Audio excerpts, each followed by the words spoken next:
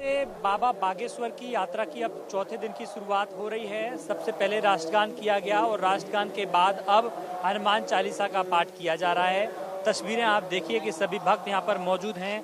बाबा बागेश्वर छत पर खड़े हुए हैं और छत पर खड़े होकर हनुमान चालीसा का पाठ कर रहे हैं। तमाम उनके भक्त जो हजारों की तादाद में यहाँ पर पहुंचे हैं, अलग अलग राज्यों से यहाँ पर भक्त आए हैं।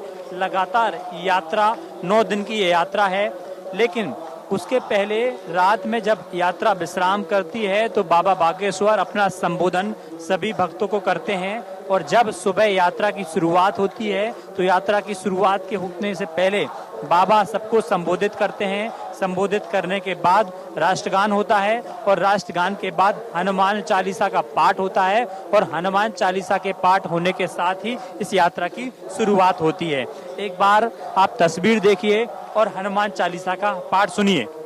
चरत सुनबे को रसिया, श्याम लखन सीता मन बसिया, सूक्ष्म रूप दर्शिया देखावा, विकट रूप धर लंक जरावा, भीम रूप धर असर सारे, रामचंद्र के काज सवारे, लाए सजीवन लखन जियाए, श्री रघुवीर हर्ष और लाए, रघुपति कीनी बहुत बड़ाई, तुम प्रिय भरत सम भाई, सहस बदन तुमरे जस गाव, कस श्रीपत कंठ लगा, सनकायक ब्रह्मांड मुनीसा, नारद सारद सहत यहीसा, तुम उपकीर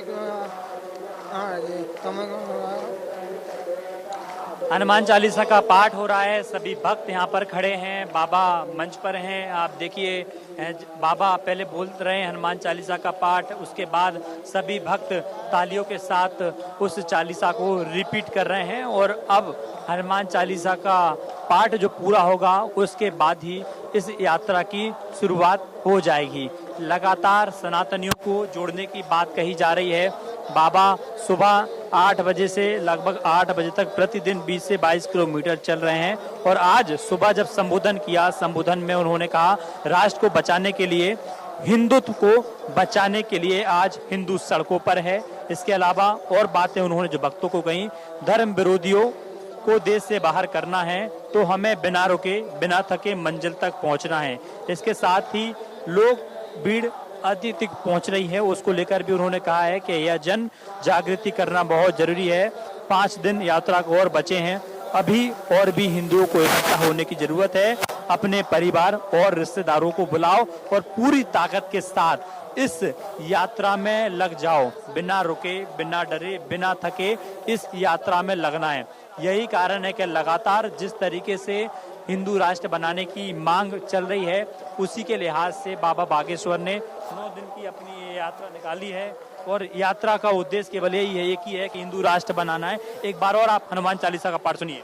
निकंदन राम दुलारे, अष्ट सिद्धि नौ निधि के दाता, असबर दीन जानकी माता, राम रसायन तुमरे पासा, सदा रहो रघुपति के दासा, तुमरे भजन राम को पावे, जन्म जन्म के दुख बिसरावे, अंत काल रघुवर पुर जाई, जहाँ जन हरि भक्त खाई।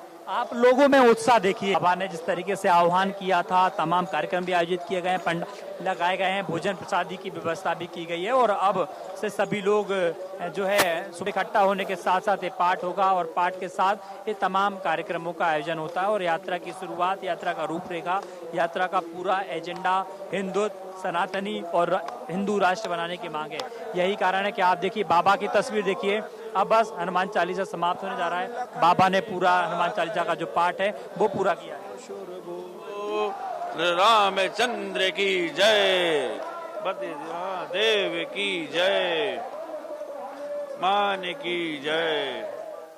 तो ये देखा आपने कि भक्तों में किस तरीके से उत्साह है और यही उत्साह बताता है कि बाबा बागेश्वर ने जो आह्वान किया था वो आह्वान कहीं ना कहीं पूरा करता हुआ नजर आ रहे हैं। और यही कारण है कि तमाम जगह से भक्त यहाँ पर पहुंचे थे और हिंदू राष्ट्र बनाने की जो मांग उठ रही है उस मांग को कहीं ना कहीं पूरा लगे हुए हैं। और अब से यात्रा चौथे दिन की जो यात्रा है नौगांव से शुरू होगी और अब उत्तर प्रदेश के बॉर्डर को यात्रा छुएगी। वहाँ पर मध्य प्रदेश के साथ साथ उत्तर प्रदेश सहित तमाम राज्यों के और जो भक्त हैं वो यात्रा में वो शामिल होते हुए नजर आएंगे। वीडियो जर्नलिस्ट सुनील वर्मा के साथ चेतन सेठ, इंडिया न्यूज, छतरपुर। खबर में आगे बढ़ते इस बीच बड़ी खबर सामने आ रही है, उसका रुख कर लेते हैं।